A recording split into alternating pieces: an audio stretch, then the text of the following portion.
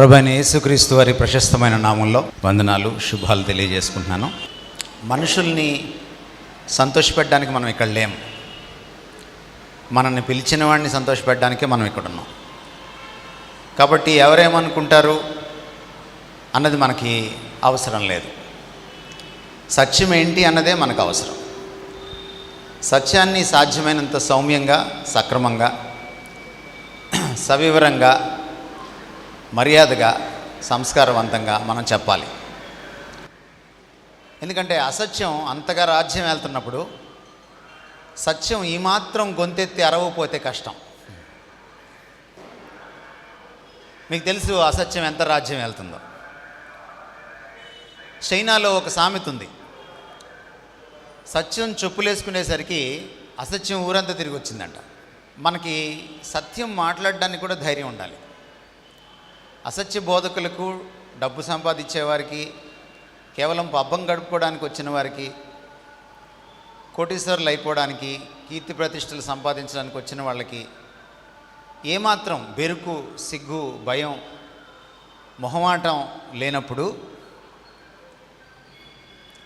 అడుక్కోవడానికి కూడా మొహమాటం లేనప్పుడు సత్యం మాట్లాడడానికి మనకెందుకు బెరుకు, భయం, మొహమాటం ఉండకూడదు. ఇది చాలా అవసరం. యేసుక్రీస్తు వారు రేపు తీర్పు తీర్చేటప్పుడు 2 బ్యాచ్లు నిలబడతాయి ఆయన ముందు. అందులో ఒక బ్యాచ్ని ఆయన తిరస్కరిస్తాడు. ఒక బ్యాచ్ తమ గురించి తామే ఆయన ఎదుట సాక్ష్యం చెప్పుకుంటుంది. ఆ సెల్ఫ్ డబ్బా కొట్టుకున్న, సెల్ఫ్ సాక్ష్యం చెప్పుకున్న బ్యాచ్ని ఆయన తిరస్కరిస్తాడు. మత్తయి సువార్తలో మీకు కనపడుతుంది ఆ విషయం. రెండో బ్యాచ్ నోటి మీద వేలేసుకొని నిలబడుతుంది. వాళ్ళ గురించి ఆయన సాక్ష్యం చెప్తాడు. యేసుక్రీస్తు వారు తిరస్కరించిన మొదటి బ్యాచ్ దైవజనులే. మీరు వాక్యం జాగ్రత్తగా చదివితే, నీ నామమున దయ్యములను వెళ్ళగొట్టలేదా? వాళ్ళు సామాన్య విశ్వాసులు కాదు, ద సో కాల్డ్ దైవజనులు, దైవజనులుగా పేరు పొందినవారు. నీ నామమున ప్రవచించలేదా? ఎవరు వీళ్ళు? దైవజనుల బ్యాచ్. ఈ రిఫార్మ్డ్ కాన్ఫరెన్స్ 2024కి వచ్చినటువంటి ఈ దైవజనులు ఆ మొదటి బ్యాచ్లో ఉండకూడదు అన్నది మా తపన. మీరు రెండో బ్యాచ్లో ఉండాలి. మీ గురించి ఆయన సాక్ష్యం చెప్పాలి, మీరు చెప్పుకోకూడదు. సో మనకి ఆ సన్నివేశం చూసినప్పుడు మనకేం అర్థమవుతుందంటే, ఫేక్ దైవజనులు ఉంటారు అని వాక్యం మనకి పరోక్షంగా చెప్తుంది. ఫేక్ అంటే తెలుసు కదా మీకు,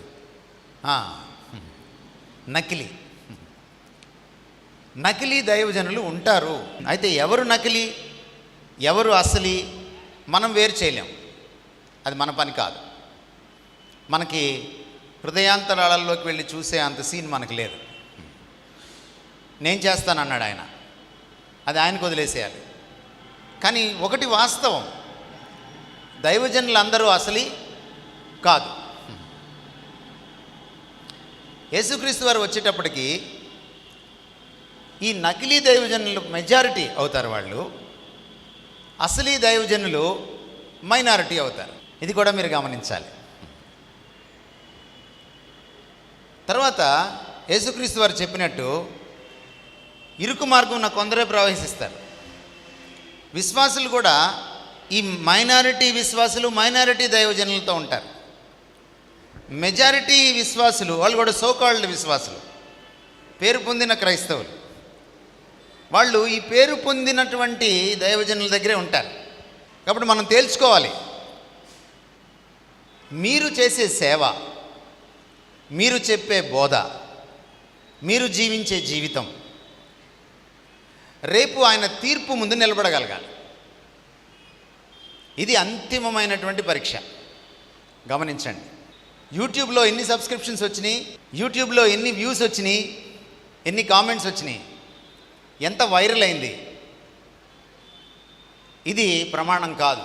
ఎంత పెద్ద బిల్డింగ్ కట్టావు, ఇది ప్రమాణం కాదు. అది మహాదేవుని మందిరమా లేక దేవుని మహామందిరమా? I don't know. మహా ఎక్కడ పెట్టాలో నాకు తెలియదు. మీరే ఆలోచించుకోండి. ఎంత బడా బిల్డింగ్ కట్టావు అనేది కాదు, అది ప్రమాణం కాదు కొత్త నిబంధనలో. సొలొమోను తర్వాత దేవుడు ఎవరిని దేవాలయం కట్టమని చెప్పలేదు. పాత దేవాలయాన్ని మరమ్మతులు చేశారు, జెరుబ్బాబెలు కట్టాడు, అది కూడా పోయింది. అది కూడా రాయి మీద రాయి లేకుండా దొర్లించబడుతుందని చెప్పేశాడు ఆయన. ఆ తర్వాత ఎవరికి చెప్పలేదు ఆయన. కట్టవలసింది దైవజనులు ఏ దేవాలయాన్ని అంటే ఆత్మ సంబంధమైన మందిరాన్ని, విశ్వాసులనే సజీవ రాళ్లతో ఆత్మ సంబంధమైన మందిరాలని కట్టాలి పేతురు పత్రిక ప్రకారం. సో మీరు కట్టవలసినటువంటి మందిరాలు ఏమిటంటే విశ్వాసుల జీవితాలు. ఎందుకంటే ఒక్కొక్క జీవితం ఒక్కో మందిరం, ఒక్కో విశ్వాసి ఒక్కో నడిచే దేవాలయం. అదే పౌలు చెప్పాడు స్పష్టంగా, యేసుక్రీస్తు వారు చెప్పారు, మనలో ఆయన నివసిస్తున్నాడు, మనము దేవుని ఆలయం. కనుక మొదట మన మనసులోంచి ఈ అపోహల్ని తొలగించుకోవాలి. పెద్ద పాస్టర్లు, పెద్ద దైవజనులు అని వాడడం మానేయాలి. మన పదజాలంలోనే మార్పు రావాలి. దెర్ ఈజ్ నో పెద్ద దైవజనుడు, దెర్ ఈజ్ నో పెద్ద పాస్టర్, అంతే. ఒకే ఒక పెద్ద పాస్టర్ ఉన్నాడు, ఆయన పేరు యేసుక్రీస్తు. ఆయన ప్రధాన కాపరి, ఆత్మల ప్రధాన కాపరి.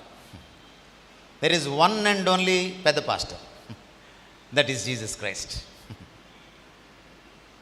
మిగిలిన వాళ్ళందరూ కాపర్లే, దైవజనులే, అందరూ ఒకటే. కనుక ఇది మనం మానేయాలి. పెద్ద కులం నుంచి వస్తే పెద్ద పాస్టర్ అయిపోతున్నాడు ఇప్పుడు. తర్వాత పెద్ద బిల్డింగ్ కడితే పెద్ద పాస్టర్ అయిపోతున్నాడు. పెద్ద కాంగ్రిగేషన్ ఉంటే, జనాభా ఉంటే పెద్ద పాస్టర్ అయిపోతున్నాడు. నో, దాన్ని బట్టి కాదు. యేసుక్రీస్తు వారు కూడా బహిరంగ సభల్లో మాట్లాడారు.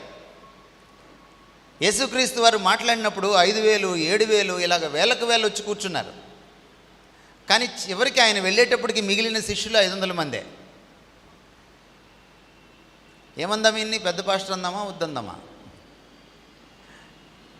10 రోజుల్లో ఆత్మను పంపించినప్పుడు పెంతెకొస్తున్నాడు, మిగిలిన్నది 120 మంది, 380 మంది మిస్సింగ్. చివరికి ఆయన పని చేయించుకుంది 12 మందితో. పెద్ద పాస్టర్ కాదంటారు ఈయన. దైవజనుణ్ణి, అందరూ దైవజనుల్ని సమానంగా గౌరవించాలి. అది కులం, అది బలం, అది ధనం, ఈ 3 ఒక పాస్టర్ని పెద్ద ఇవి చేయవు అన్న విషయం మన వాక్యానుసారంగా అవలోకనం చేసుకోవాలి. ఎందుకో కానీ మనకు తెలుసు చాలా విషయాలు. సమాజం కోసం మనం కొన్ని పనులు చేస్తాం, అది మానేయాలి.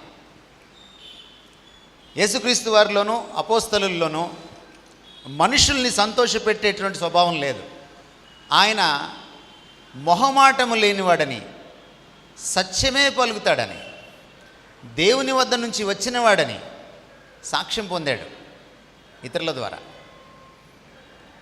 మేము మనుషుల్ని సంతోషపెట్టడానికి కాదు, దేవుణ్ణి సంతోషపెట్టడానికే ఆత్మ ఇచ్చిన మాటలతో మీ దగ్గరికి మాట్లాడడానికి వచ్చామని అపోస్తలులు చెప్పుకున్నారు.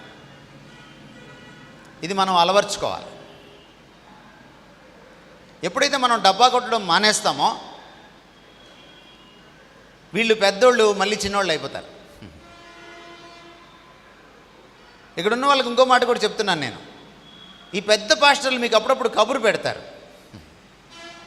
బ్లేజర్ ఇస్తామనో, అంటే కోటు, కవర్ ఇస్తామనో, అందులో డబ్బులు ఉంటాయి, మీరు వెళ్ళకూడదు. వాక్యం దొరికితేనే వెళ్ళాలి. ఈరోజున మొదటి సెషన్లో నేను ఈ సోకాల్డ్ దైవజనులు, పాస్టర్లు ఈరోజు హల్చల్ చేస్తున్నారు. వీళ్ళు ఏం చేస్తున్నారో, వాళ్ళ ట్రెండ్స్, వాళ్ళ పోకడలు ఏమిటి, వాళ్ళని ఎలా గుర్తించాలన్నది మీకు తెలుసుకోవాలి. కనుక వ్యక్తుల మీద కాకుండా వారి విధానాలను నేను ఈ రోజున మీకు ఎత్తి చూపించాలనుకుంటున్నాను. ఎందుకంటే వ్యక్తులను విమర్శించవచ్చు, తప్పేం కాదు. ఎందుకంటే వాళ్ళంత బాహాటంగా అసత్యాన్ని ప్రబలేలా చేస్తున్నప్పుడు, తప్పుడు బోధ చేస్తున్నప్పుడు, తప్పుడు విధానాల్లో సేవ చేస్తున్నప్పుడు వాళ్ళని పేరెత్తి బాహాటంగా విమర్శించడంలో తప్పేం లేదు. వాళ్ళ వ్యక్తిగత విషయాలు మనమేం మాట్లాడట్లా, వాళ్ళ పరిచర్య విధానాన్ని మాత్రమే మనం విమర్శిస్తున్నాం, తప్పు లేదు. కానీ ఒక వ్యక్తిని విమర్శిస్తే ఒక సమస్య ఏమిటంటే, ఈ తప్పుడు విధానంలో చాలామంది ఉంటారు. రేపొద్దున కొత్త వ్యక్తి వస్తాడు. కాబట్టి వ్యక్తి కాదు మనకి ఇక్కడ. ఏది తప్పుడు బోధ, ఏది తప్పుడు విధానం, ఏది తప్పుడు ఆలోచన సరళి, ఏది వాక్య విరుద్ధం మనం తెలుసుకోవాలి.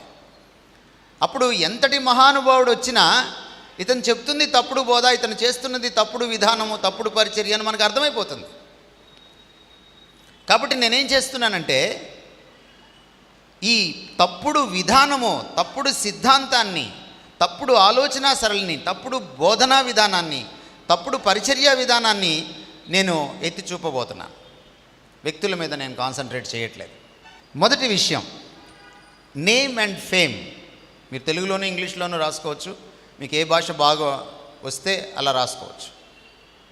నేమ్ అండ్ ఫేమ్ అంటే కీర్తి ప్రతిష్టల కోసం మొదటి పోకడ. కనపడుతుందా? ఇది ఈనాటి యూట్యూబ్ బోధకులు, లేకపోతే సెలబ్రిటీ బోధకులు, లేకపోతే మీరు మీ పరిభాషలో చెప్పాలంటే పెద్ద పాస్టర్లు, పెద్ద బోధకులు, వీళ్ళల్లో కనపడుతుందా ఇది? నేమ్ అండ్ ఫేమ్ ట్రెండ్ అన్నమాట. ఇది మొదటి ట్రెండ్. కీర్తి ప్రతిష్టల కోసం ఆరాటం. ఈ పోకడ మనకి ఎక్కడ చూసినా కనపడుతోంది.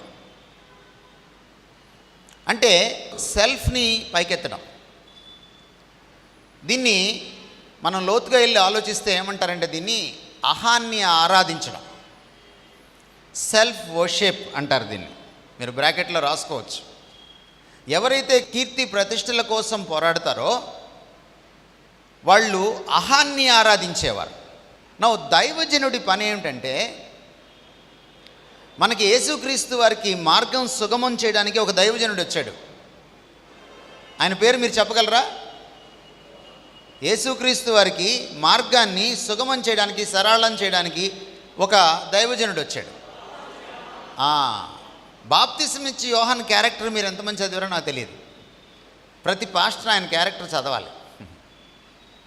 ఎందుకంటే ఆయన యేసుక్రీస్తు వారు ఎవరో తెలియక ముందు వచ్చాడు. యేసుక్రీస్తు వారు ఇంకా పబ్లిక్ సీన్లోకి రాలే. అప్పటికి ఆయన ప్రజా జీవితంలోకి రాకముందు ఈయన ప్రజల్లోకి వచ్చాడు. వచ్చిన తర్వాత ఆయన ఎప్పుడూ ఈయన గురించే మాట్లాడేవాడు. ప్రజలు వచ్చి, లేకపోతే మతబోధకులు వచ్చి, నువ్వేనా క్రీస్తు అంటే కాదన్నాడు, నువ్వేనా ఆ ప్రవక్త కంటే కాదన్నాడు, నీవేనా ఏలియావంటే కాదన్నాడు. కాదని తన గురించి కంటే తాను ఎవరికి మార్గం సగమం చేయడానికి వచ్చాడో ఆయన గురించే ఎక్కువ మాట్లాడాడు. ఆయన హెచ్చవలసి ఉన్నది, నేను తగ్గవలసి ఉన్నది. ఇది దైవజనుల మోటో అవ్వాలి. మోటో అంటే కన్నుల ముందు ఒక లైన్ రాసుకొని దానికోసం బ్రతకడమే మోటో అంటాం దాన్ని. దైవజనుల మోటో, ఆదర్శ వాక్యం అన్నమాట ఇది.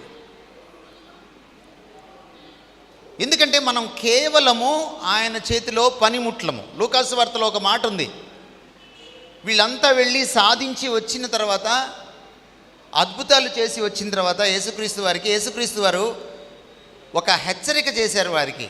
ఏమన్నాడంటే, మేము ఇదేదో సాధించామనుకోకండి, ఇదంతా సాధించిన తర్వాత మేము నిష్ప్రయోజకులమైన దాసులము అని తలంచండి అని చెప్పాడు. సో నకిలీ దైవజనుడు ఏం చేస్తాడండి? నేమ్ అండ్ ఫేమ్ కోసం చూస్తాడు. ఏ దైవజనుడైనా నేమ్ అండ్ ఫేమ్ కోసం, కీర్తి ప్రతిష్టల కోసం ఎవరైతే చూస్తారో అతను యేసుక్రీస్తుకి విధేయుడు కాడు. అతను యేసుక్రీస్తు యొక్క అంశతో మాట్లాడుతున్నవాడు, పరిచర్య చేస్తున్నవాడు కాడు. గమనించండి. బాప్తిస్మిచ్చి యోహాను లక్షణాలు అతనిలో కనపడాలి. అలా కాకుండా తనను మహిమపరుచుకుంటున్నాడు అనుకోండి, వెంటనే మనకేం అర్థం కావాలంటే అతను దైవాంశతో రాలేదు, మరొక అంశతో వచ్చాడు. ఇది మనం జ్ఞాపకం పెట్టుకోవాలి. నేమ్ అండ్ ఫేమ్ అనేది మనకు ఉండకూడదు. ఇది గుర్తుపెట్టుకోండి. ఇది చాలా చాలా అవసరం. సెల్ఫ్ గ్లోరీ అస్సలు పనికిరాదు. అది విగ్రహారాధన. మొట్టమొదటి పాపం ఏంటో తెలుసా మీకు? Self glory. దేవుడికి వచ్చే ఆరాధన నాకు రావాలనుకున్నాడు. దేవుడికి వచ్చే పొగడ్తలు నాకు రావాలనుకున్నాడు. ఇది మొదటి పాపం. పాపం పుట్టిందే అక్కడ.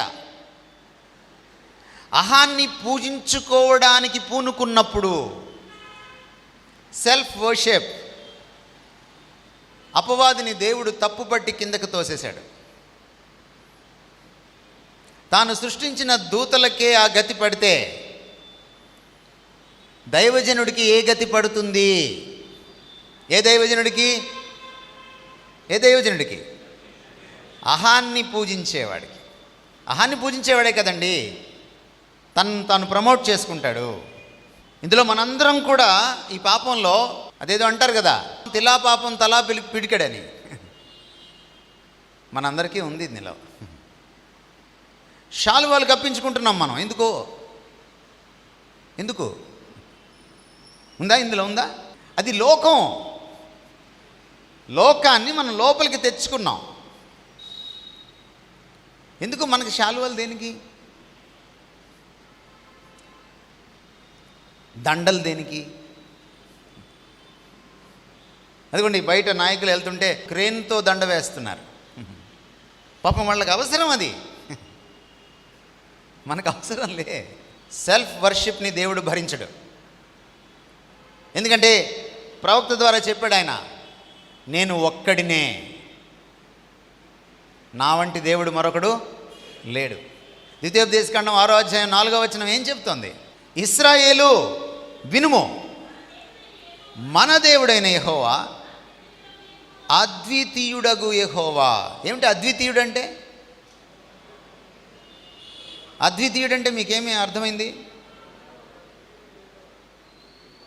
రెండో వాడు లేడు, ఒక్కడే. రెండో వాడు ఉంటే మహిమను పంచుకుంటాడు. ఒక్కడే అద్వితీయుడు. ఆయనకు చెందవలసిన పూజ అద్వితీయంగా ఉంటుంది. అంటే అటువంటి పూజ దైవజనుడికి ఇవ్వకూడదు, పాస్టర్కి ఇవ్వకూడదు. అపోస్తల కార్యాలు మీరు చదువుతూ ఉంటే, సువార్తలు చదువుతూ ఉంటే మీకు కొన్ని సన్నివేశాలు కనపడతాయి. ఆ సన్నివేశాల్లో యేసుక్రీస్తు వారు ఖండించారు. పరిసయ్యులు, శాస్త్రులు తమను తాము పెద్ద పీఠాల మీద కూర్చోబెట్టుకోవడానికి ప్రయత్నం చేసినప్పుడు ఆయన దాన్ని ఖండించాడు, తూర్పారబట్టాడు. ఒక సన్నివేశం మీకు గుర్తు చేస్తాను, మీకు బాగా గుర్తుండే ఉంటుంది. హేరోద్ అని ఒక రాజు ఉన్నాడు. వాడు ఒక రోజున ఒక ఫంక్షన్ చేసుకున్నాడు. ఆ ఫంక్షన్లో ఈ రాజుగారు నిలబడి మాట్లాడారు. మాట్లాడగానే చప్పట్లు కొట్టినట్టు కొట్టారు. కొట్టారు. మా దేవుడు అన్నారు. ఈయన మనుషులు మాట్లాడలేదు, దేవుడే దిగి వచ్చి మాట్లాడాడు అన్నారు. అనింది ఎవరు? ప్రజలు. మాట్లాడింది ఎవరు? రాజు. అనమన్నాడు అయినా? అనమనలేదు పాపం. వాళ్ళు అన్నారంతే. చచ్చిందెవరు? చచ్చిందెవరు? రాజు. అదేమిటి ఈయన అనమని చెప్పలేదు కదా? మాకు ఇక్కడ గుంటూరు పక్కన ఇలాగే ఒక సెలబ్రిటీ దైవజనుడు ఉన్నాడు. ఆయన కంటే మంచోడు ఈ హేరోదు. ఈ దైవజనుడి కంటే మంచోడు ఈ హేరోదు. ఆయన మధ్య మధ్యలో చెయ్యెత్తుతాడు, మాట్లాడుతూ చెయ్యెత్తుతాడు అనమాట. అంటే వాళ్ళ చర్చిలో ఉన్న వాళ్ళకి సిగ్నల్ అనమాట చప్పట్లు కొట్టమని. సాధారణంగా డైలాగ్ బాగుంటే మనమే చప్పట్లు కొట్టాలి. అసలు చర్చిలో చప్పట్లు కొట్టడమే కరెక్ట్ కాదు. డైలాగులకి, పాస్టర్లకి చప్పట్లు. ఇంకా ఏలలు ఇంకా రాలేదు, వస్తాయి, ఏలలు కూడా వస్తాయి త్వరలోనే. ఈయన మధ్యలో చెయ్యెత్తుతాడు. చెయ్యెత్తంగానే ప్రసంగం మధ్యలో, అంటే ఈ డైలాగ్ ఈయనకే నచ్చుద్ది అనమాట. ఈయనకే సెల్ఫ్ను పూజించడం అంటే అదే.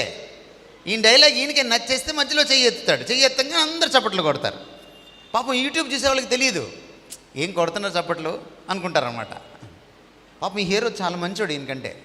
ఈయన చెయ్యెత్తి చప్పట్లు కొట్టమని సిగ్నల్ ఇవ్వలా. కానీ చచ్చిపోయింది ఎవరు? పురుగులు పడి. ఎందుకంటారు? ఈయన యూదుడు, ఈయనకి ధర్మశాస్త్రం తెలుసు, ఈయనకి వాక్యం తెలుసు. ఒక రాజు, యూదా రాజు గద్దెనెక్కేటప్పుడు చేయవలసిన మొదటి పని ఏంటో తెలుసా? యాజకుడి దగ్గరికి వెళ్ళి ధర్మశాస్త్రం తీసుకోవాలి. తీసుకొని సొంతకు రాయాలి. ఈరోజు బైబిల్ మోసేవాడు ఒకడు ఉన్నాడు కదా మనకి. చెప్పులు మోసేవాడు ఒకడు, బైబిల్ మోసేవాడు ఒకడు, నీళ్ళ బుడ్డి మోసేవాడు ఒకడు. అట్ట కుదరదు. రాజుగారు ఆయన బైబిల్ ఆయన కాపీ రాసుకోవాలి. ప్రింటింగ్ ప్రెస్లు లేవు ఆ రోజుల్లో. కాపీ రాసుకొని అప్పుడు పరిపాలన స్టార్ట్ చేయాలి. మీకేమర్థమైంది దీన్ని బట్టి? వాక్యం ఎరిగిన వాడు రాజు, యూదా రాజు. రాజు ఎందుకు చచ్చిపోయాడంటే ఇక్కడ ఇతనికి వాక్యం తెలుసు. ఈ బైబిల్ దేవుడు ఎవరో తెలుసు. ఈ బైబిల్ దేవుడు ఎంత రోషము గల దేవుడో తెలుసు. వాళ్ళు అన్నారు ఇతన్ని దేవుణ్ణి చేశారు. ఇతను చేయవలసిన పని ఏంటి? వెంటనే ఖండించాలి. ఎందుకు చచ్చిపోయాడు అతను? ఖండించినందుకు చనిపోయాడు. మీకు అర్థమైందా ఈ దేవుడి రోషం ఏమిటో?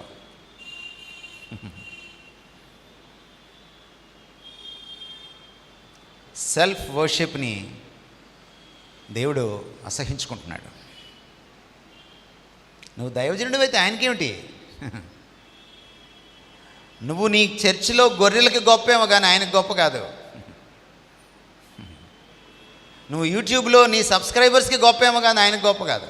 యోహాను సువార్త 7వ అధ్యాయం 15 నుంచి చదవండి. యూదులు అందుకు ఆశ్చర్యపడి చదువుకొనని ఇతనికి ఈ పాండిత్యం ఎట్లు వచ్చానని చెప్పుకునేది. ఎవరు ఇతనికి అంటే? ఎవరైనా యేసుక్రీస్తు వారు. ఇప్పుడు చూడండి విషయం. అందుకు యేసు, నేను చేయు బోధ నాది కాదు. నేను చేయు బోధ నాది కాదు, నన్ను పంపిన వాని. ఒక్క నిమిషం. యేసుక్రీస్తు వారే నేను చెయ్యు బోధ నాది కాదు. ఎంత వినమ్రత కావాలండి ఈ మాట అనడానికి. ఎవరు యేసుక్రీస్తు వారు? ఎవరైనా దేవునితో సమానుడు, దేవునితో సమానుడైన దైవకుమారుడే ఈ బోధ నాది కాదు. ఎంత వినమ్రత కావాలి. నేర్చుకున్నామా దైవజనులు? ఈయన పాదాల దగ్గర నేర్చుకున్నామా? ఎందుకు ఈ సెలబ్రిటీ స్పీకర్లని మాలాంటి వాళ్ళు ఎందుకు ఎదిరిస్తున్నారు? కారణం ఇదే. ఇప్పుడు ఆయన ఒక అద్భుతమైన విషయం చెప్పాడు, చదవండి డాని. ఎవడైనను ఆయన చిత్తము చొప్పున చేయ నిశ్చయించుకుని ఎడల ఆ బోధ దేవుని వలన కలిగినదో లేక నా అంతటా నేనే బోధించుచున్నానో వాడు తెలుసుకొనును. రైట్. ఎవరికి అర్థమవుద్దండి? సెల్ఫీ స్పీకరా లేకపోతే ఆత్మావేశంతో మాట్లాడుతున్న స్పీకరా అని ప్రేక్షకులకి ఎప్పుడు అర్థమవుద్ది సార్? ప్రేక్షకులకు కూడా క్వాలిఫికేషన్ ఉండాలి. ఏమిటా క్వాలిఫికేషను? దేవుని చిత్తాన్ని జరిగించాలన్న తపన వాళ్ళలో ఉండాలి. ఎవడైతే దేవుని చిత్తాన్ని జరిగించాలనుకుంటాడో, జరిగించడానికి పూనుకుంటాడో ఆ క్రైస్తవుడికి, ఆ క్రైస్తవురాలికి మాత్రమే ఇది సెల్ఫీ బోధ కాదా తెలుస్తుంది.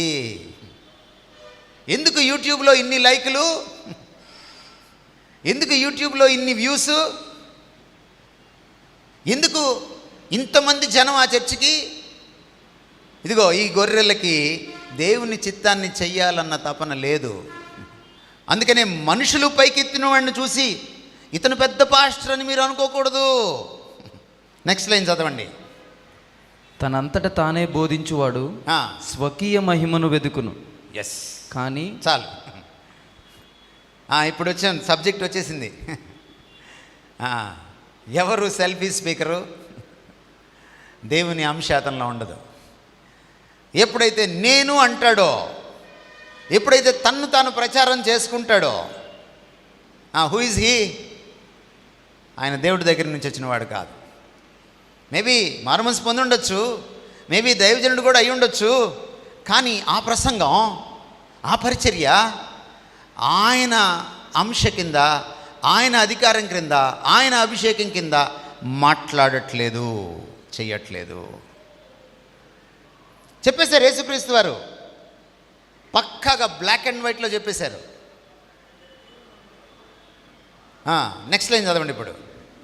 కానీ తన్ను పంపిన వాని మహిమను వెదుకువాడు, కానీ తన్ను పంపిన వాని మహిమను వెదుకువాడు సత్యవంతుడు. సత్యవంతుడు. సత్యబోధ చేస్తాడు అతను. గమనించారండి మీరు? యేసుక్రీస్తు వారు బోధకుడేనా? బోధకుడేనా చెప్పండి, కాదా? ఆయన ఏమని పిలిచారు? రబ్బీ. రబ్బీ అంటే ఎవరు? గురువుగారు, టీచరు, బోధకుడు. రబ్బీ అన్నప్పుడు ఆయన అంగీకరించాడు, దాన్ని అంగీకరించాడు. బోధకులందరిలో ఉత్తమ బోధకుడు ఆయన. ఒప్పుకుంటారా? ఏది చెప్తాడో అది చేస్తాడు, ఏది చేస్తాడో అది చెప్తాడా? ఆయన బోధలో ఎప్పుడైనా అసత్యం తొణికిసలాడిందా? లేదు. మరి ఈ మాస్టర్ ప్రీచర్, ఈ పరమ గురువు, ఈ పరమ బోధకుడు ఎవరిని మహిమపరిచాడు? తను పంపిన వాణిని మహిమపరిచాడు. నా ఈరోజు ప్రశ్న ఏమిటంటే, తమరు పరిచర్య చేస్తున్నప్పుడు, ప్రబోధం చేస్తున్నప్పుడు ఎవరిని మహిమపరుస్తున్నారు? సాక్షాత్తు దైవ కుమారుడే వచ్చి తన డబ్బా తాను కొట్టుకోకుండా తండ్రిని మహిమపరిస్తే మనం ఏ పాటి వాళ్ళం? మన దగ్గర కొంతమంది ఉంటారు, మన గొర్రెల్లో అడుగులు మడుగులు ఎత్తేవాళ్ళు, ఐగారు ఐగారు అనేవాళ్ళు. పక్కనే వచ్చి మన బ్యాగ్ పట్టుకుంటాను, లేకపోతే ఇంకేదో చేస్తాను అనేవాళ్ళు. వాళ్ళని మనం మన దగ్గర పెట్టుకోకూడదు. కొంతమంది ఉంటారు, చిడతలు తీసుకొని వస్తారు మన దగ్గరికి, చిడతలు వాయిస్తూనే ఉంటారు మన చుట్టూ చేరి. వాళ్ళని దగ్గర పెట్టుకోకూడదు మనం. చిడతలు వాయించడం అంటే తెలుసు కదా మీకు, భజన భజన. మీరేం చేయాలి? వాళ్ళ నోళ్ళు మీరే మూయించాలి, వాళ్ళ దగ్గరికి రానికూడదు. ఎందుకంటే ఈ దేవుడు అద్వితీయుడు, తన మహిమను ఎవరితో పంచుకోలేడు, అంతటి రోషం కలిగినవాడు. నిజమైన దైవదాసుడు ప్రభువు నామం పట్ల ప్రభువుకి ఎంత రోషం ఉందో, ప్రభువు నామం పట్ల దైవజనుడికి అంత రోషం ఉండాలి. నేను చెప్తుంది అర్థమవుతుందండి మీకు? ప్రభువు నామానికి ఏదైనా భంగం కలిగితే ఆయన ఎంతగా రియాక్ట్ అవుతాడో, ప్రభువు నామానికి తన వల్ల భంగం కలిగినా అంతగా రియాక్ట్ అయ్యే దైవజనులు మనకు కావాలి. రెండో విషయం మీ దృష్టికి తీసుకొస్తున్నాను. నేమ్ అండ్ ఫేమ్ అయిపోయింది, మనీ అండ్ మినిస్ట్రీ. ఇది రెండో ట్రెండ్. మనీ ఎంత దూరం వెళ్ళిపోయిందంటే, ఈరోజు ఇది లేకుండా ప్రార్థన కూడా చేయట్లేదు దైవజనులు. ఏంటది? ప్రసంగమే కాదు, ప్రార్థన కూడా చేయట్లేదు. ఎంతమంది దైవజనులు ఇంటికి వెళ్ళి ప్రార్థన చేస్తే డబ్బు ఆశించను, అడగను కాదు, అడగడం కంటే ఇంకా మించింది ఆశించకపోవడం కదండి. నేను అడగకపోవడమే కాదు, ఆశించను కూడా. కరోనా వచ్చినప్పుడు పాపం వీళ్ళందరూ మూటామూల్య సర్దుకోవాల్సి వచ్చింది. ఎవరు? కరోనా గురించి మీరెంతమంది స్తుతించారో తెలియదు, కానీ నేను దేవుణ్ణి స్తుతించాను. నేను హాస్పిటల్లో చావు బతుకుల మధ్య ఉండి బయటకు వచ్చాను, కానీ దేవుణ్ణి స్తుతించాను. ఎందుకంటే కరోనా వల్ల ఈ అప్పుడు దాకా స్వస్థపరిచేస్తాం, కుంటివాడిని గుడ్డివాడిని మేము స్వస్థపరిచేస్తాం అన్న బ్యాచ్ కనుమరుగైపోయింది. మీకు అర్థం కాలేదా? అప్పుడు వీళ్ళు ఫేకురా అని అర్థం కాలేదా? కరోనా రాగానే 2020 మార్చిలో ప్రకటించంగానే ఫస్ట్ అందరూ వాక్యాలు పెట్టేశారు, ఏ తెగులు నీ గుడారమో సమీపింపదు. అసలు ఏళ్ళ గుడారమే ఎత్తేశారు. కొంతమంది గుడారంలోంచి ఐసీయూలోకి వెళ్ళిపోయారు. వాక్యాన్ని ఎడపెడ వాడకూడదు. నీ సిద్ధాంతం కోసం, నీ మార్కెటింగ్ కోసం నువ్వు వాక్యాన్ని వాడకూడదు. దైవజనులు ఎగిరిపోయారా కరోనా అప్పుడు? మరి ఏ తెగులు గుడారం సమీపించదంటే ఏమిటి? నీ పక్కింటోడు వాక్యం చూశాడు అనుకో, అమ్మ మీ పాస్టర్ గారు ఏ తెగులు గుడారం సమీపించదని అన్నావు, చెప్పారన్నావు, నీ వాట్సాప్లో చూపించావు, మీ పాస్టర్ గారే పోయారు ఏంటమ్మా అని అడిగితే ఏం సాక్ష్యం చెప్తావు? ఒక 2 ఏళ్ళు అయిందో లేదో, అది 3 దఫాల్లో 4 దఫాల్లో వచ్చింది కదా కరోనా. మనోళ్ళు కరోనాకి కూడా ఎదుర్కోవడానికి కరుడు కట్టిపోయారు. కొత్త పథకం వేశారు. కొత్త పథకం వేసి కొత్త స్కీముతో వచ్చారు. ఏమిటంటే ఆన్లైన్లో ఉపవాస ప్రార్థన. ఆన్లైన్లో ఏమిటి ప్రార్థన ఏమిటి? అది కూడా ఉపవాస ప్రార్థన ఏమిటి? మత్తయి సువార్త చదవండి. ఉపవాస ప్రార్థన ఎలా చేయమన్నాడు యేసుక్రీస్తు వారు? రహస్యంగా చేయమన్నాడు. తలుపులు వేసుకోమన్నాడు, తలంటు పోసుకోమన్నాడు. రహస్యమందు నీ తండ్రికి మొరపెట్టినప్పుడు నీ తండ్రి నీ ప్రార్థన ఆలకిస్తాడు అన్నాడు. తెలీదా మీకు వాక్యం? ఆన్లైన్లో ఉపవాస ప్రార్థన ఏమిటండి? పోనీ ఆన్లైన్లో ఉపవాస ప్రార్థన చేసినప్పుడు ఈ ప్రార్థనా పరురాలు ఎక్కడుంటుంది? వాళ్ళ ఇంట్లోనే ఉంటుంది. ఆన్లైన్లో మళ్ళీ జూము. సరే చేస్తే చేశారు. మళ్ళీ కింద ఫోన్పే, జీపే, పేటిఎం. అది ఎందుకు? నువ్వు నీ ఇంట్లోనే ఉంటివి, నేను నా ఇంట్లోనే ఉంటిని, మళ్ళీ ఇదెందుకు? మీకు అర్థం కాలేదా? ఇది ప్రేయర్ మీటింగ్ కాదు. ప్రార్థన పేరిట వీళ్ళు వసూలు రాజాలు, collection kings and collection queens. మంచి క్వీన్స్ కూడా వచ్చేసారు, కలెక్షన్ క్వీన్స్ కూడా వచ్చేసారు. మీకు అర్థమైందా? క్రైస్తవుడు అయినటువంటి దైవజనుడు అయినటువంటి నువ్వు కరోనాలో కూడా ప్రేయర్ పెట్టి డబ్బులు ఇవ్వమని అడుక్కుంటున్నావంటే నీకు డబ్బు పిచ్చి ఎంత పట్టేసింది. వీళ్ళ గురించి వాక్యం చెప్తుంది, చాలా విషయాలు చెప్తుంది. అపోస్తల కార్యాలు 8వ అధ్యాయం మీరు చదివితే అక్కడ ఒకడు కనపడతాడు. అపోస్తలతో పాటే తిరిగాడు వాడు. బాగానే ఉంది, మారుమనసు పొందాడు, బాప్తిస్మం తీసుకున్నాడు, అంతా బాగానే ఉంది. వాళ్ళతో పాటే తిరిగాడు. ఈలోపు అపోస్తలు చెయ్యేసి ప్రార్థన చేస్తే ఆత్మ రావడం చూశాడు. చూసి వెంటనే అపోస్తలుని ఏమన్నాడు? వాళ్ళ దగ్గర డబ్బు మూట పెట్టాడు. డబ్బు మూట పెట్టి ఏమన్నాడు? ఆ పరిశుద్ధాత్మను ఇచ్చేటువంటి ఆ వరం నాకు కూడా కాస్త ఇస్తారా అని అడిగాడు.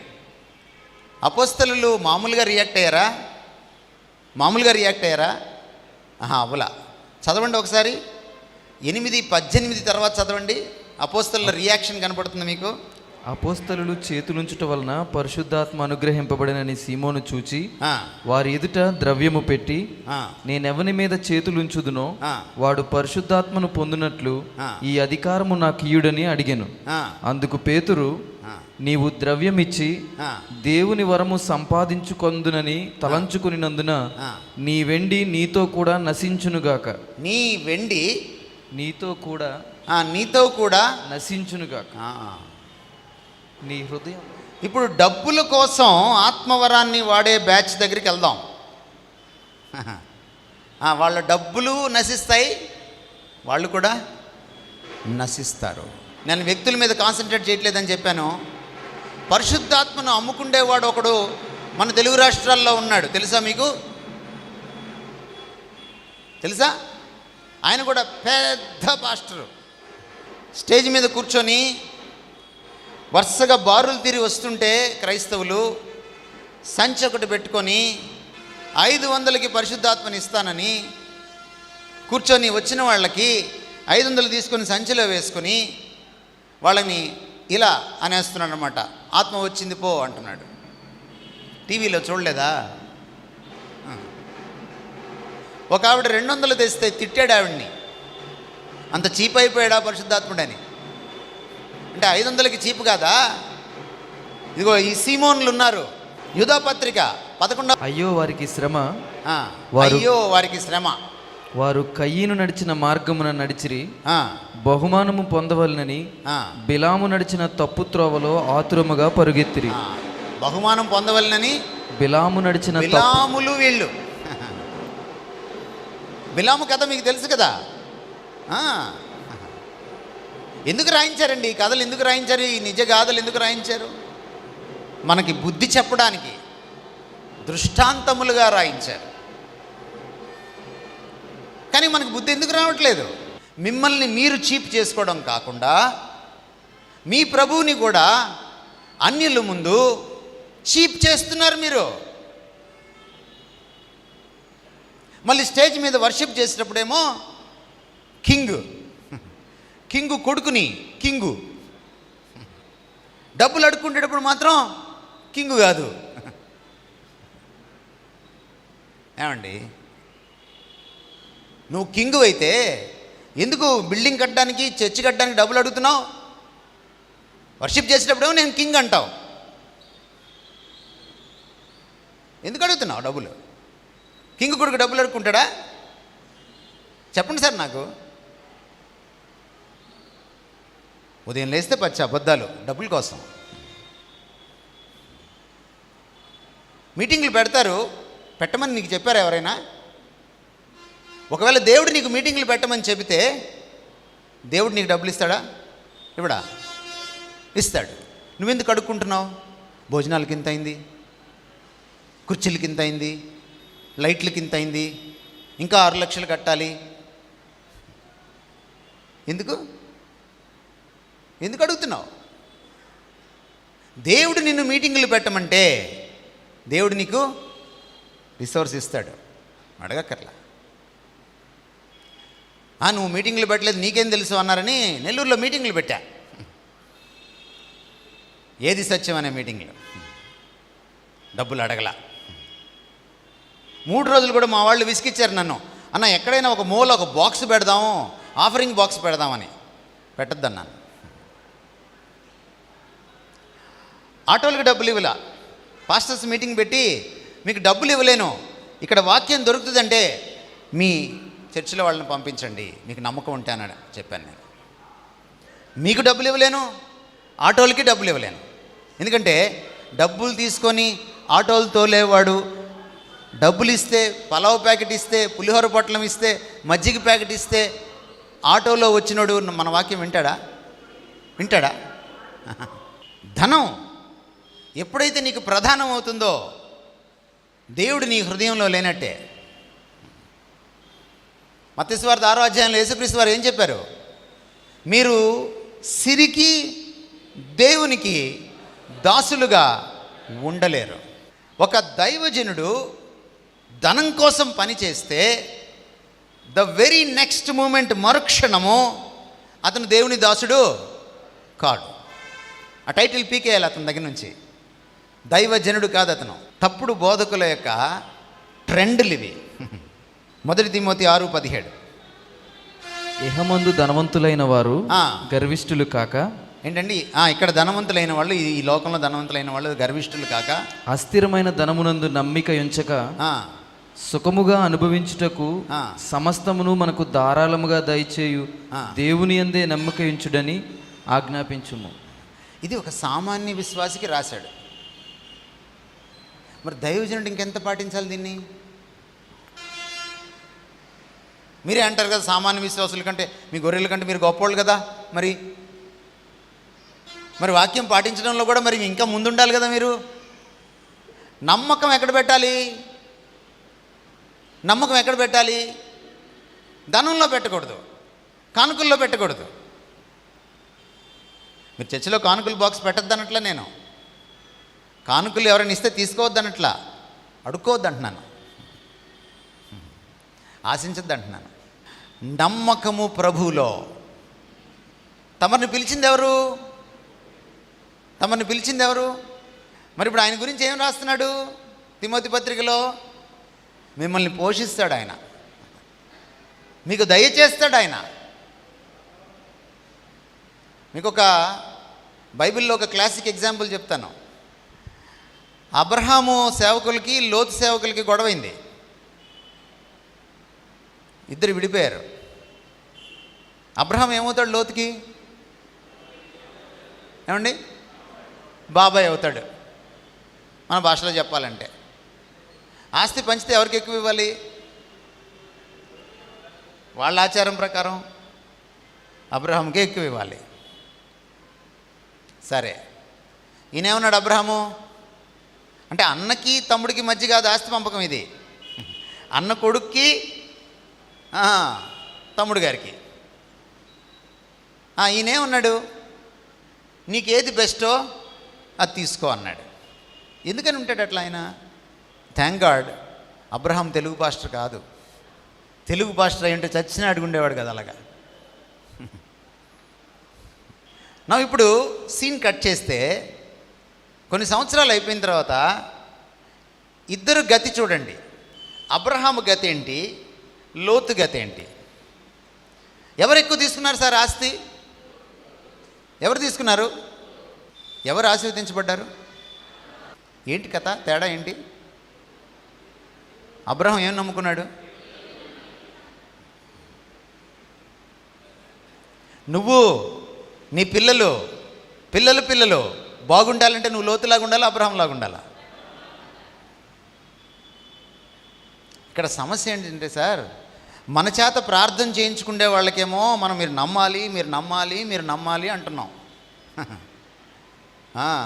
నీ కడుపులో బిడ్డపడాలంటే నమ్మాలి, గడ్డపోవాలంటే నమ్మాలి, నీకు వ్యాపారంలో బాగుండాలంటే నమ్మాలి, నువ్వు ఇల్లు కట్టుకోవాలంటే నమ్మాలి, నువ్వు అమెరికాకి వెళ్ళాలంటే నమ్మాలి.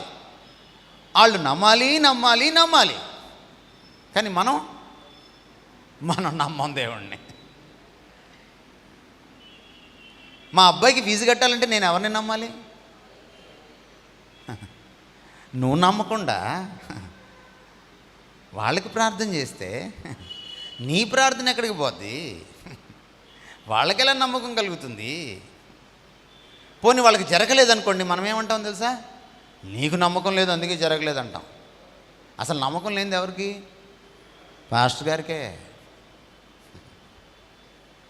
దేవుడిని నమ్మిన పాస్టరు డబ్బులు అడగడు. అర్థమవుతుందా సార్? నమ్మి చూడండి ఆయన్ని, ఏం చేస్తాడో మిమ్మల్ని. మీకు ఇంకో క్లాసిక్ ఎగ్జాంపుల్ కూడా చెప్తాను, పాత నిబంధనలోనే. ఒక ఆయన అన్న దగ్గర ఆస్తి కొట్టేసి పరిగెట్టి వెళ్ళిపోయాడు, పారిపోయి. అవునా? పరిగెట్టి వెళ్ళిపోయిన తర్వాత ఆశీర్వాదం కోసం పోకులాడాడు. మళ్ళీ ఆశీర్వాదం కొట్టేశాడు కదా తండ్రి దగ్గర. పాపం అన్న వచ్చాడు లేటుగా. ఆశీర్వదించు నాయనా అన్నాడు. నాయనా నా దగ్గర లేదు నాయనా, మీ తమ్ముడు కొట్టేశాడు అన్నాడు ఆయన. ఏమండి? ఈయన పరిగెట్టి పారిపోయాడు. ఈ యాకోబు గురించి ఆలోచిద్దాం. ఈయన పరిగెట్టి వెళ్ళిపోయిన తర్వాత కొంతకాలానికి దేవుణ్ణి పట్టుకొని పెనుగులాడాడు. దేనికోసం? ఆశీర్వాదం వచ్చింది కదా ఆయనకి. యాకోబుకి ఆశీర్వాదం రాలేదా? ఆశీర్వాదం కొట్టేసే కదా సార్ పారిపోయాడు. ఆశీర్వాదం కొట్టేసి పారిపోయినాడు మళ్ళీ ఆశీర్వాదం కోసం ఎందుకు పెనుగులాడుతున్నాడు? ఆశీర్వాదం అట్లా కొట్టేస్తే రాదు.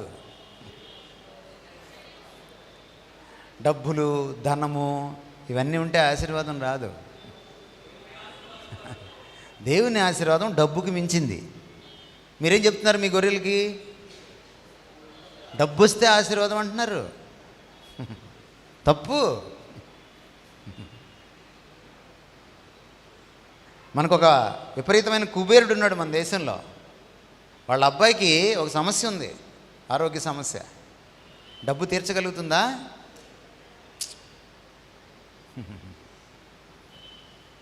అర్థమవుతుందా మీకు?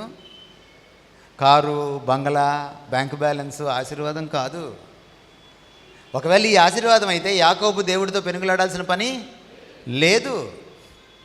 గుర్తుపెట్టుకోండి. దేవుడు ఆశీర్వదిస్తే జీరో కూడా హీరో అవుతాడు. మీరు డబ్బునే కానీ నమ్ముకుంటే, లోకంలో పరపతినే నమ్ముకుంటే మీరు హీరోలైన క్షణంలో జీరో అవ్వగలరు. ఒక్క చిన్న సూక్ష్మక్రిమి కరోనా చాలు మిమ్మల్ని జీరో చేయడానికి. మూడవ ట్రెండ్, ఫెయిత్ అండ్ ప్రేయర్. ఈ సోకాల్డ్ సెలబ్రిటీ స్పీకర్స్లో ఉన్న మూడవ ట్రెండ్ ఏంటంటే విశ్వాసము, ప్రార్థన. ఒకప్పుడు ప్రార్థన చేసుకుండేవాళ్ళు క్రైస్తవులు. మీ తల్లిదండ్రులను చూడండి ఒకసారి. మీ ఇంట్లో క్రైస్తవ సంప్రదాయం ఉండి ఉంటే, మీరు భక్తికి గల క్రైస్తవ కుటుంబంలో పుట్టి ఉంటే, మీ అమ్మ నాన్న కానీ మీ అమ్మమ్మ తాతయ్యలు కానీ ఎలా ప్రార్థన చేసుకుండేవారో మీరే సాక్షులు. కాదంటారా? అది ఒకప్పుడు ట్రెండ్, ప్రార్థన చేసుకోవడం. ఇప్పుడు ట్రెండ్ ఏంటంటే ప్రార్థన చేయించుకోవడం. మొన్న ఆ మధ్య నర్సాపూర్కి చెన్నై నుంచి ఒక సెలబ్రిటీ స్పీకర్ వచ్చారు. 10:30కి మీటింగ్ అయిపోయింది. ప్రార్థన చేయడం మొదలెట్టాడు. జనం క్యూ కట్టారు. ఉదయం 4 దాకా ప్రార్థన చేస్తూనే ఉన్నాడు ఆయన. అఫ్కోర్స్ కవర్లు కూడా తీసుకుంటూ ఉండుంటాడు, అది వేరే విషయం. ఎవరు చెప్పారు నీకు అలా ప్రార్థన చేయమని? యేసుక్రీస్తు ఎప్పుడైనా బారులు తీరి నిలబడండి, అయ్యగారు ప్రార్థన చేస్తారు, ఎప్పుడైనా చూసారా మీరు సీను? కొత్త నిబంధనలో, కొన్ని పాత నిబంధనలో చూసారా? నో. యేసుక్రీస్తుని అట్టి పెట్టుకొని అతి సమీపంగా ఆయన్ని గమనించినటువంటి శిష్యులు, మాకు ప్రార్థన చేయవా, మా అబ్బాయిని తీసుకొస్తాను ప్రార్థన చేయవా అని అడగలా. ఏమడిగారంటే, నీలాగా ప్రార్థించడం మాకు నేర్పించమని అడిగారు. యేసుక్రీస్తు వారు గెత్సెమనీలోకి వెళ్ళినప్పుడు, అందరూ మోకరించండి, మీ తలల మీద చేసి ప్రార్థన చేస్తాను, నాకు సెలవుకి వెళ్ళిపోతున్నాను అనలేదు. మీరు ప్రార్థనలో ఉండండి అన్నాడు. నేను ఈరోజు ఇక్కడ ఉన్నటువంటి కాపరులను అడుగుతున్నాను, మీ కాంగ్రిగేషన్లో, మీ గొర్రెల్లో ఎంతమందికి ప్రార్థించడం నేర్పించారు మీరు? ప్రార్థన చేసుకోవడం నేర్పించారు మీరు? మా గుంటూరు నుంచి నెల్లూరుకు ఒక దైవజనుడు వచ్చాడు. పెద్ద మీటింగ్లు పెట్టారు, అందరం ఎంప్లాయీస్తో కలిపి మీటింగ్లు పెట్టారు. ఎందుకంటే ఎంప్లాయీస్కి జీతాలు బాగా వస్తాయి కదా. మొదటి వారంలో పెట్టారు. మొదటి వారంలో ఎందుకు పెట్టారో మీకు తెలుసు. పెట్టిన తర్వాత, అయిపోయిన తర్వాత ఆయన దగ్గరికి వచ్చి ఒక్కొక్కళ్ళు కవర్ ఇచ్చి ప్రార్థన చేసుకుంటున్నారు. ఆయన కవరు తీసి ఇలా లోపల పెట్టి, వాళ్ళు ఇచ్చిన దాన్ని, ఆయన కవర్ తీసుకున్న మరుక్షణం ఈయన చూడట్లేదు, నెక్స్ట్ కవర్ ఆయన వంక చూస్తున్నాడు. ఆయన దృష్టి అక్కడ ఉంది. చెయ్యి ఎక్కడ ఉందంటే జోబులో ఉంది, తీయట్లేదు ఆయన. ఎందుకంటే జోబులో లెక్కేసేస్తున్నాడు ఆయన. డబ్బు నిన్ను, నీ జీవితాన్ని, నీ పరిచర్యను, నీతో ఉన్న నీ గొర్రెలను కూడా నాశనం చేస్తుంది. ధనాపేక్ష సమస్త కీడులకు మూలం. నా ఫెయిత్ అండ్ ప్రేయర్ గురించి మాట్లాడేటప్పుడు మీకు ఒక ప్రశ్న వేయాలనుకున్నాను ఈ మధ్యాహ్నం. విశ్వాసము ఎక్కడ పెట్టాలి? విశ్వాసం ఎక్కడ పెట్టాలి? ప్రార్థించేవాడు కానీ, ప్రార్థన చేయించుకుంటున్నాడు కానీ. ఏమండి గట్టిగా? మీకు కొత్త నిబంధనలు ఏముంది? యేసు నామమందు నా నామమందు మీరేమి అడిగినను. ఏమిటి మీకేం అర్థమైంది? నామమందు అంటే మీకేం అర్థమైంది? అది వేరే మందు అనుకోకండి. ఏమిటది? ఏమర్థమైంది మీకు? నామం అంటే వ్యక్తిత్వం. యెహోవా తన నామాన్ని ప్రకటించాడు మోషే ముందు. తన వ్యక్తిత్వాన్ని ప్రకటించాడు, తన క్యారెక్టర్ని. యేసు నామమందు విశ్వాసం ఉంచడం అంటే యేసు అనే వ్యక్తి మీద ఆధారపడ్డాం. నా ఇప్పుడు మిమ్మల్ని రెండో ప్రశ్న అడుగుతున్నా. మీరందరూ చెప్పారు కదా ముక్త కంఠంతో దేవునిలో విశ్వాసం ఉంచాలని. మరి మీరు నూనె బుడ్డికి ప్రార్థన చేసి ఇస్తే విశ్వాసం ఎందులో ఉంటుంది? ఎంతమంది నూనె బుడ్డిని వాడతారు ఇక్కడ? నూనె బుడ్డి పాస్టర్లు, నూనె బుడ్డి క్రైస్తవులు ఎంతమంది ఉన్నారు ఇక్కడ? జాగ్రత్త, మీ బుడ్డి పగల కొడతాడు దేవుడు. జాగ్రత్త. అరటిపండుకు ప్రార్థన చేయడం, ఖర్చీఫ్కి ప్రార్థన చేయడం. నేను ఆ మధ్య ఈ దేశం దాటి ఇంకో దేశానికి వెళ్ళాను. అక్కడ ఒక సోదరుడు కలిశాడు. ఆ సోదరుడు చెప్తున్నాడు అనమాట, అన్న మా అమ్మగారితో ఒకసారి మాట్లాడండి మీరు ఇండియా వెళ్తే. అంటే ఏమిటి అని అడిగాను నేను. అడిగితే ఏం లేదన్నా, 4 సంవత్సరాల క్రితం ఒక ఖర్చీఫ్ తెచ్చుకుంది, అది ఉతుకుతానమ్మా అంటే కూడా ఉతకనివ్వదు. దాన్ని గుండెల మీద వేసుకొని ప్రార్థన చేసుకుంటూ ఉంటుంది. అదేమో కంపు కొట్టేస్తుందన్న. 4 సంవత్సరాలు అయిపోయిందన్న. ఏం మాట్లాడమంటావు? ఖర్చీఫ్ని తీసేయమనా, ఉతకడానికి పర్మిషన్ ఇవ్వమనా? విశ్వాసం ఎందులోకి వెళ్ళిపోద్ది? ఇంకా నయం, దైవజనుడికి షేకండ్ ఇచ్చిన తర్వాత, దైవజనుడు తల మీద చేయి పెట్టిన తర్వాత తలస్నానం చేయను, చెయ్యి కూడా కడుక్కోను అంటున్నారేమో. అది కూడా ఉంటుంది. అమాయక జనం కదా, దాని మీద మనం క్యాష్ చేసుకోవడం. కొంతమంది ఇలా చెప్తున్నారు, ప్రార్థనలో శక్తి ఉందని. బైబిల్ ఎక్కడ ప్రార్థనలో శక్తి ఉందని చెప్పదు. ప్రార్థనలో శక్తి పొందుతారు. శక్తి ఎప్పుడు దేవుడి దగ్గరే ఉంటుంది. ప్రార్థన ద్వారా శక్తి పొందుతాను. ప్రార్థనలో శక్తి ఉంటే బయట ఎవరు ప్రార్థన చేసినా చెల్లుద్ది. అప్పుడు ప్రార్థన భక్తుడే గొప్పోడవుతాడు ప్రార్థనలో శక్తి ఉంటే. మీరు పురాణ గాథలు వినుంటారు. భక్తుడు ప్రార్థన చేస్తుంటే, తపస్సు చేస్తుంటే ముల్లోకాలు కదిలిపోతాయి, దేవుడు దిగి వస్తాడు. నేను వైజాగ్ నుంచి గుంటూరు వస్తూ గుడివాడ సమీపంకి వచ్చేటప్పటికి వైజాగ్లో మొదలుపెట్టిన కథలు ఆపట్లేదు. ఓ పెద్ద ఆయన పురాణ గాథలు చెప్తా ఉన్నాడు. పెద్ద ఆయన అలసిపోయిన తర్వాత నేను ఆ పెద్ద ఆయన్ని అడిగాను, అయ్యా మంచి స్టోరీస్ చెప్పారు, మరి మీరు చెప్పిన స్టోరీస్లో భక్తుడు భగవంతుడిని బెదిరించినట్టు, అదిలించినట్టు, బ్లాక్మెయిల్ చేసినట్టు కనపడుతుంది. భక్తుడు గొప్పోడా, భగవంతుడు గొప్పోడా అని అడిగాను నేను. ఆ పెద్ద ఆయన ఏమన్నాడంటే, భక్తుడే గొప్పోడు అన్నాడు. నీ కథ ప్రకారం కరెక్ట్గానే చెప్పావు. అయితే నాకు ఒక చిన్న ప్రశ్న ఉంది. భక్తుడే గొప్పోడైతే భగవంతుడికి ఎందుకు ప్రార్థన చేస్తున్నాడు? ఆయన వరం ఎందుకు అడుగుతున్నాడు? భగవంతుడు గొప్పోడైతే భక్తుడు భగవంతుడిని ఎలా బ్లాక్మెయిల్ చేయగలడు? ఈ అన్య మతం నుంచి ఇందులోకి వచ్చేసారు కొంతమంది. వాళ్లే చెడగొట్టారు ఈ క్రైస్తవ్యాన్ని. అన్య మతంలో తాయెత్తులు కట్టించుకుంటారు. మహత్ ఎక్కడ ఉంటుంది? తాయెత్తులో ఉంటుంది.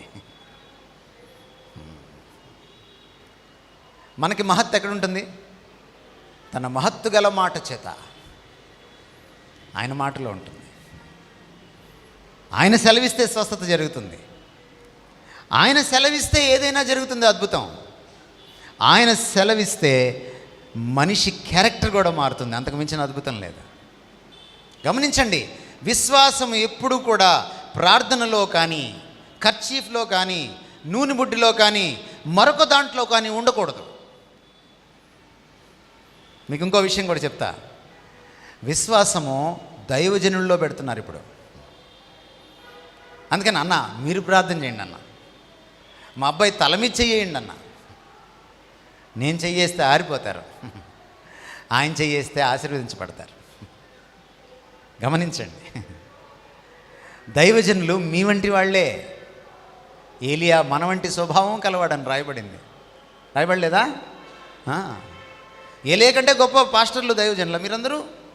Faith should not be in the pastor. Faith should not be in things. Faith should not be in prayer itself. Faith should be in God and God alone. ఆయనలో మాత్రమే ఉండాలి. అందుకని ఆయన చెప్తున్నాడు, నా యందు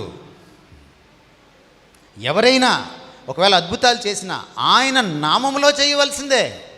12 సంవత్సరాల రక్తస్రావము రోగము కలిగిన ఒక స్త్రీ స్వస్థపడిన విధానం మీకు తెలుసు కదా. ఆమె ఎలా స్వస్థపడింది? వస్త్రపు చెంగు పట్టుకొని స్వస్థపడింది. ఈ ఎగ్జాంపుల్ నేను కావాలని తీసుకుంటున్నాను. వస్త్రపు చెంగు పట్టుకొని, యేసుక్రీస్తు వారి వస్త్రపు చెంగు పట్టుకొని స్వస్థపడింది కాబట్టి మేము ఈరోజు వస్త్రాలు పంచుతున్నామని మీరు అనొచ్చు. కానీ యేసుక్రీస్తు వారి రియాక్షన్ చూడండి.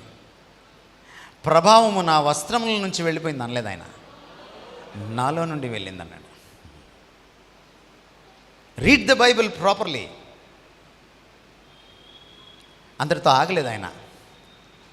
ఆయన ఆమెను వెతికి పట్టుకున్నాడు. స్వస్థత అయిపోయింది కదా. స్వస్థత అయిపోయిన తర్వాత ఇంకా ఏంటి ఆమెతో పని? వెతికి పట్టుకున్నాడు. ఆయన కలుసుకున్నాడు ఆమెను. ఇది చాలా అవసరం. ఎందుకంటే విశ్వాసం ఎక్కడ పెట్టాలి? ఆయనలో పెట్టాలి. వస్త్రాల్లో, బుడ్లలో, నూనె బుడ్లలో కాదు. Thank you so much. చిన్న ప్రార్థన చేస్తాను. నాయనా, అంత్య దినాల్లో నకిలీ ప్రవక్తలు, నకిలీ క్రీస్తులు, నకిలీ బోధకులు వస్తారని, భ్రమింపచేయు ఆత్మ ఉంటుందని, మేము విజ్ఞతతో, వివేచనతో నడుచుకోవాలని మీరు చెప్పారు. అసత్య ప్రబోధకుల పోకళ్లను మేము గుర్తించడానికి మాకు సహాయం దయచేయండి. నీ వాక్యంతో కలవడానికి, నీ ఆత్మ వెలిగింపులో, నడిపింపులో, శక్తి కింద ఎదిరించడానికి, గుర్తించడానికి మాకు కృప చూపించండి. దైవజనులందరినీ, దైవజనురాలను నీ పాద సన్నిధిలో జ్ఞాపకం చేసుకోండి. బ్లెస్సెడ్ టైంని దయచేయండి. నీ వాక్యపు ప్రత్యక్షతను మాకు దయచేయండి. సత్యాన్ని గ్రహించేటువంటి కృపను అనుగ్రహించమని యేసుక్రీస్తు వారి పేట వేడుకుంటున్నాము తండ్రి. ఆమేన్.